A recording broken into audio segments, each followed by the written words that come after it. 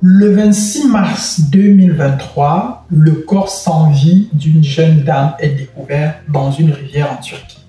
Après investigation, il s'avère qu'il s'agit d'une étudiante gabonaise de 17 ans qui a été justement assassinée.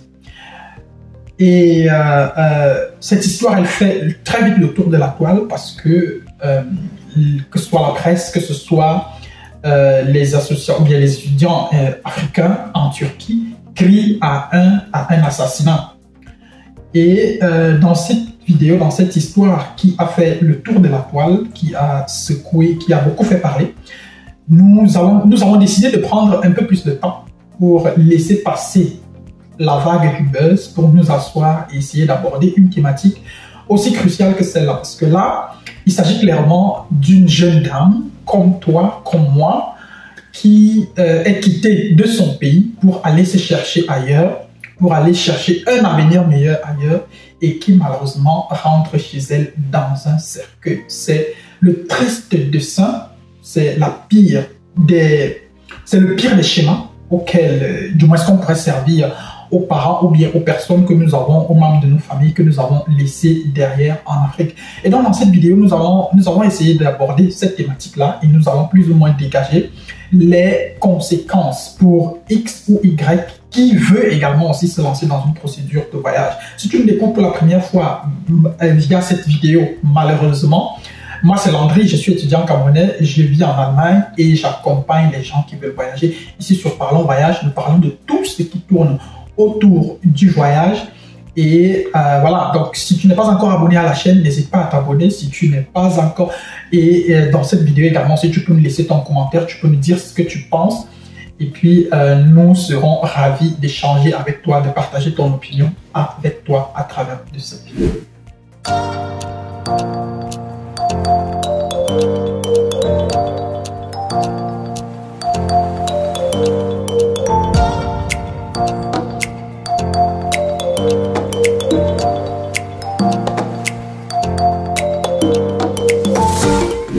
Alors, pour les anciens, vous savez très bien que j'aime bien présenter des livres dans toutes mes vidéos.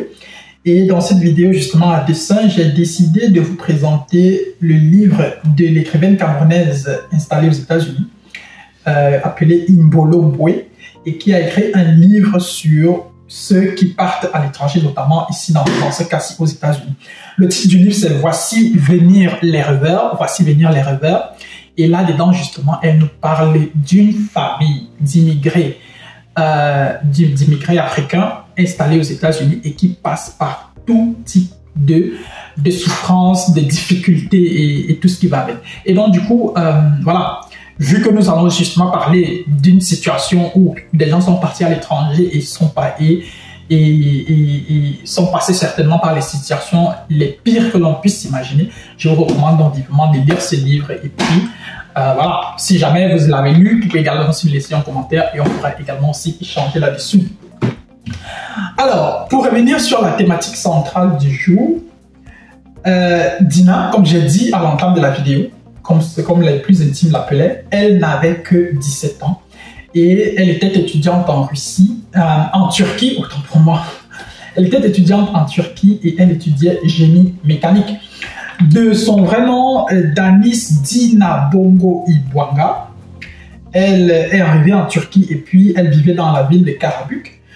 Et je crois que toi également, ou bien bref, de toute façon, moi j'ai écouté le voice qui a circulé sur la toile où quelques jours ou quelques semaines avant qu'on la retrouve morte, où elle suppliait sa mère de la faire quitter de cette ville-là, de la faire partir ailleurs dans une autre ville qu'elle estimait être un peu plus vivable, un peu plus, du moins vu qu'elle craignait déjà pour sa sécurité physique et pour toute son intégrité. Alors elle suppliait sa mère de la faire quitter de là où elle était pour qu'elle aille vivre ailleurs, pour pouvoir poursuivre tranquillement ses études.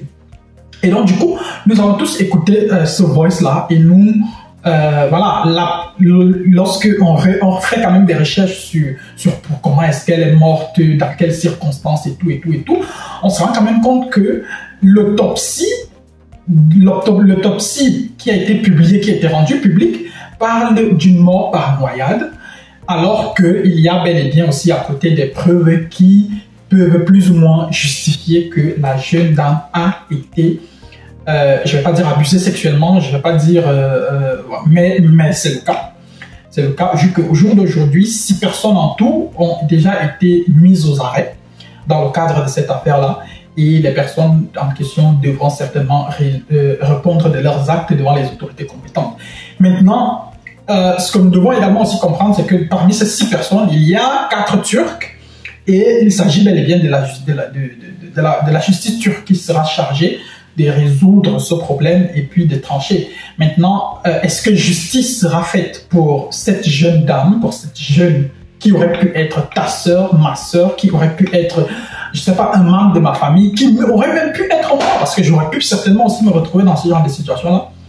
Et donc, du coup, je ne serais pas en train de te parler là ce matin.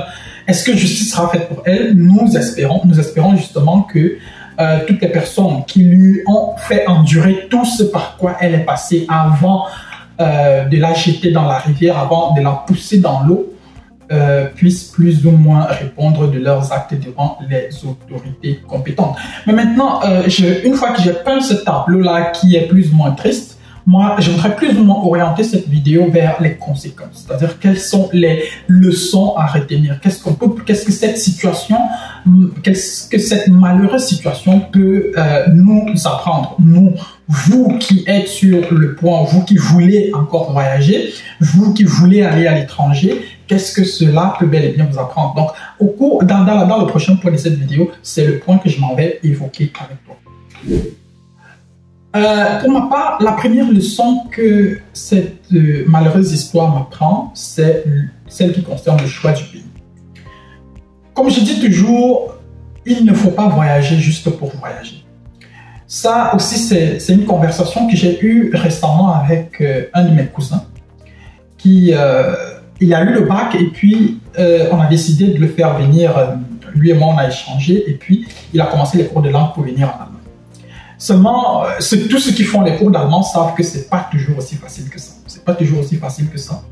Et donc, du coup, rencontrant des difficultés, il y a un de ses amis d'enfance qui a eu le visa pour aller au Bahreïn. Et donc, mon petit cousin, il est venu me voir pour me dire vraiment, grand frère, les cours d'allemand, c'est pas pour moi, c'est compliqué. Moi, je voudrais aller me chercher au Bahreïn.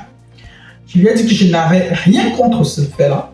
Mais pour ma part, c'est pas vraiment un pays que je pourrais recommander. C'est vrai, vous allez me dire que la monnaie là-bas, elle pèse assez lourd.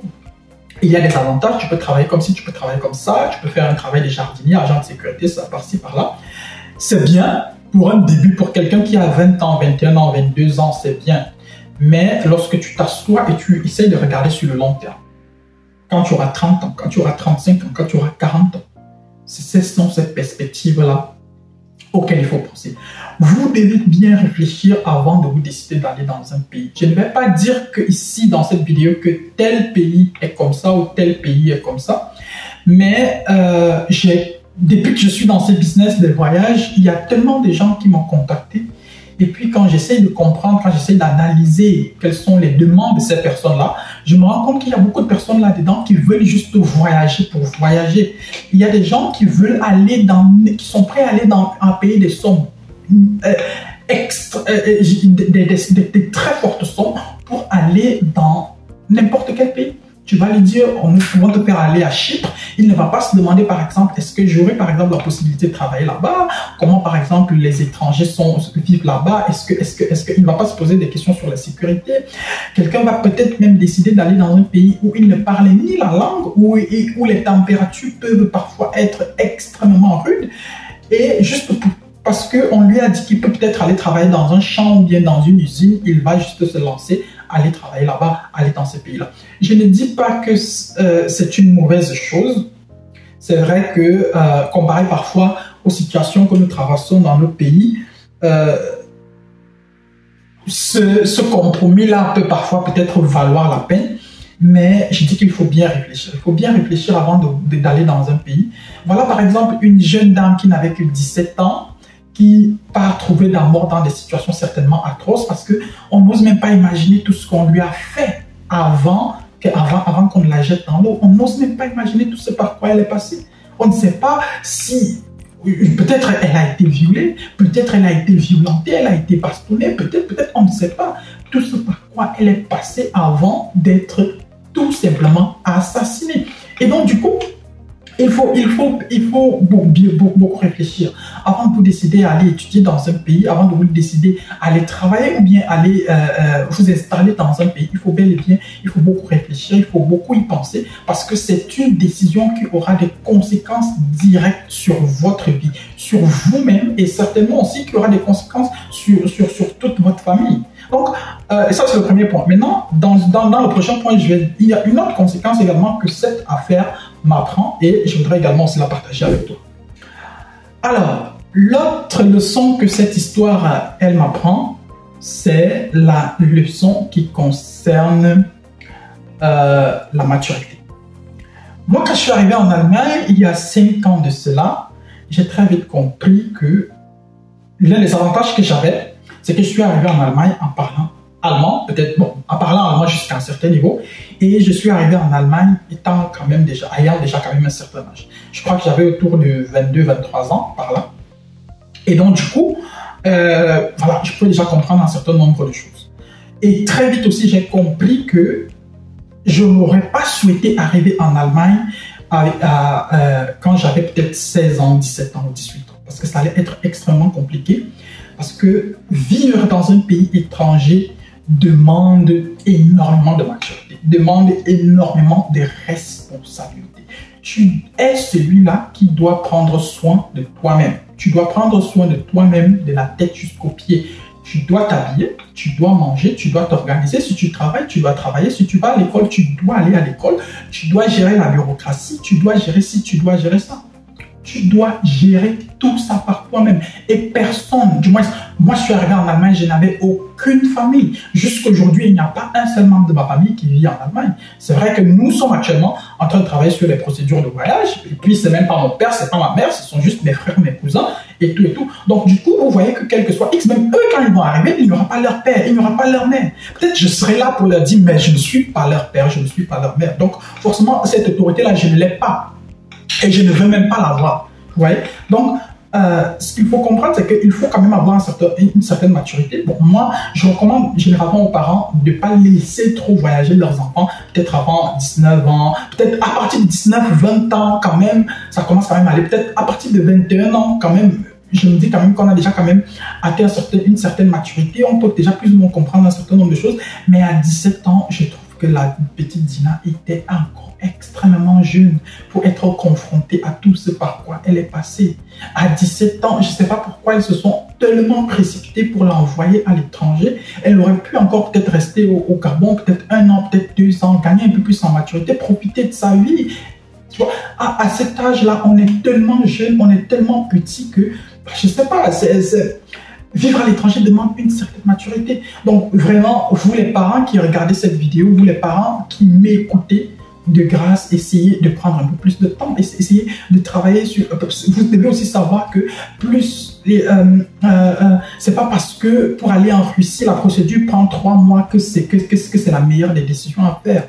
Vous pouvez par exemple vous asseoir, décider de faire en sorte que votre enfant fasse des cours de langue et l'envoyer en Allemagne, et l'envoyer en Angleterre, et l'envoyer en France. Peut-être que ça coûte souvent un peu plus cher, peut-être, mais non, je ne vais pas non plus dire qu'en France, il n'y a pas de racisme, en Allemagne, il n'y a pas de racisme, ou qu'en Espagne, il n'y a pas de racisme. Non, il y a le racisme partout. Mais maintenant, l'Allemagne, par exemple, c'est quand même s'il y a du racisme, même s'il y a des personnes qui sont racistes, même si le système il est raciste, on essaye quand même à un certain niveau de mettre un peu de make-up sur ce racisme-là pour que, voilà, pour éviter par exemple que tu marches là dans la rue et que quelqu'un te poignarde tout simplement. Donc essayez vraiment de bien réfléchir avant de choisir un pays, essayez vraiment de bien réfléchir avant de laisser partir votre enfant à un âge aussi bas, surtout s'il n'y a personne de votre famille qui vit dans ce pays-là. Donc voilà, Voilà plus ou moins ce que moi je pouvais dire à propos de cette histoire. J'espère vraiment que la petite Dina pourra reposer en paix et que justice sera rendue et que les coupables seront envoyés en prison, et qu'ils pourront répondre de leurs actes devant la loi. Voilà, j'espère que tu as regardé la vidéo. Tu peux également aussi nous laisser ton commentaire, tu peux nous laisser ton point de vue dans un commentaire et nous serons ravis d'échanger avec toi. Si tu n'es pas abonné, n'hésite pas à t'abonner à la chaîne, n'hésite pas à liker la vidéo, n'hésite pas à la partager. Et d'ici à notre prochaine vidéo, porte-toi bien, bien des choses à toi. Ciao, ciao.